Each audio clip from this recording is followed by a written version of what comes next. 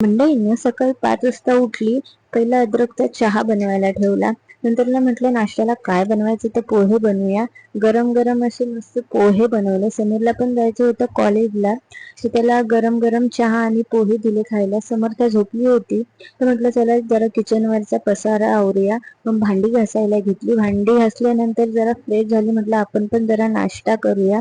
मग समीर निघाला होता कॉलेजला. समोर गेला. मग म्हटलं आता काय करावं आपण, 7 वाजले होते. समर्था झोपली होती, तर म्हटलं आपण पण थोडा वेळ झोपू. समर्था उठल्यानंतर थोड्या वेळाने तिला स्वामींची गाणी लावून दिली आणि म्हटलं किचनवरचा पसारा आवरू. किचनवरचा पसारा आवरून फ्रेश वगैरे होऊन अंघोळ करून मस्त रेडी झाले. थोड्याच वेळात मावशी आल्या. त्यांनी समर्थाला मालिश करून अंघोळ घातली.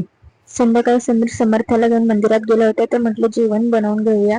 मग रात्री जेवलो. समर्था रडत होती म्हणून मी पटापट जेवली. जेवणाची भांडी धुवून अंथरून टाकून मस्त मी समर्थाच्या बाजूला झोपली. तर भेटूया मंडळी आपण नेक्स्ट ब्लॉग मध्ये. बाय.